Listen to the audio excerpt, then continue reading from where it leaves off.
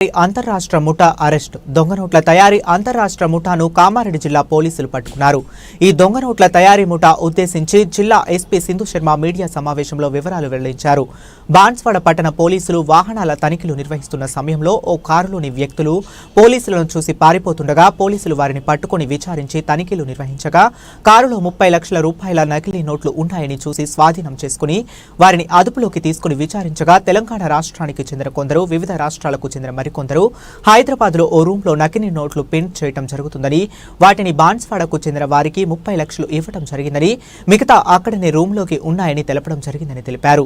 ఈ దొంగ నోట్ల తయారీలో 6గురిని అదుపులోకి తీసుకుని వారిని విచారించి రిమాండ్ కు తరలించడం జరుగుతుందని, వీరి వద్ద నుండి మొత్తం 56,90,000 నకిలీ నోట్లను స్వాధీనం చేసుకుని పరారీలో ఉన్న ఇద్దరిని కూడా త్వరలో పట్టుకుని విచారిస్తామని, ప్రజలు ఎవరికైనా 1000కి బదులు 2000 ఇస్తామంటే ప్రజలు నమ్మవద్దని, ఇలాంటి దొంగ నోట్ల ద్వారా ప్రజలు మోసపోవద్దని ప్రజలకు సూచించారు.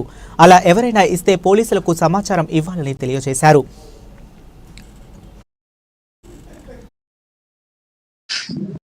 కిరణ్ కుమార్ అండ్ రమేష్ గౌడ్ అది సెర్చ్ చేసినప్పుడు ఒక 30 lakh ఫేక్ నోట్స్ అన్నవి నిన్న మనకు వాళ్ళ దగ్గర దొరకడం జరిగింది.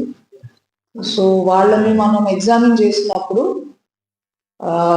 చాలా ఇతర రాష్ట్రాల నుంచి వాళ్ళ ఇన్వాల్వ్మెంట్ ఉన్నట్టు వాళ్ళు చెప్పడం జరిగింది. ఒక 8 persons వీళ్ళు తెలంగాణకు సంబంధించిన వాళ్ళు, కర్ణాటక రాష్ట్రానికి సంబంధించిన రాయచూర్ ఏరియాకు చెందిన హుస్సేన్ పీరా అనే వ్యక్తి నోట్లు పట్టుబడడంలో చాకచక్యంగా వ్యవహరించిన సిసిఎస్ పోలీసులను, బాన్స్వాడ పోలీసులను జిల్లా ఎస్పీ అభినందించారు.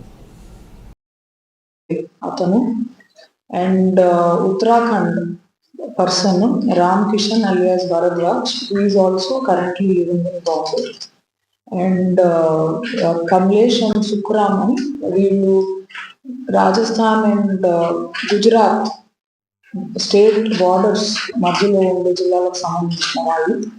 వీళ్ళందరూ కూడా ఈ నకిలీ కరెన్సీ తయారు చేయాలి for easy money and for cheating innocent people. They have come up with this plan. So ఈ మన జిల్లాకు సంబంధించిన Kiran Kumar and Ramesh and Maharashtra person ఒక అతను అజయ్ ఈశ్వర్, వీళ్ళు ఈ నకిలీ నోట్లని నిజమని చలామణి చేయడం జరిగింది.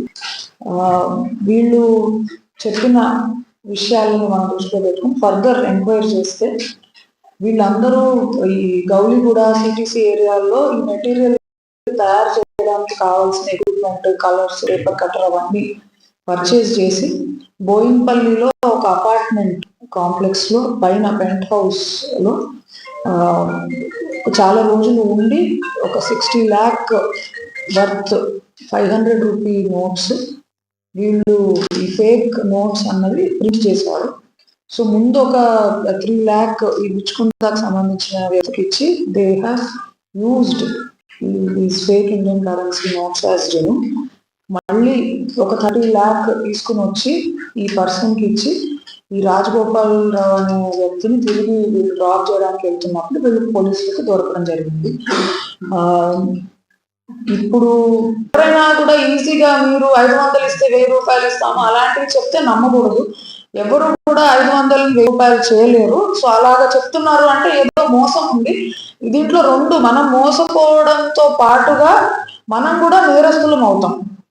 That is the main problem. Because position of counterfeit currency, position తో పాటు ఇవి దొంగ నోట్లు నిజం నోట్లుగా చలామణి చేయడానికి ప్రయత్నం చేయడం, ఇవన్నీ కూడా they are serious offences. So ఇలాంటి ఈజీ ఎవరన్నా ప్రామిస్ చేస్తే kindly don't believe that. Please inform police. Police custody తీసుకుని మీరు ఎవరికి ఇచ్చారో అలాంటి questions we have to post them and see.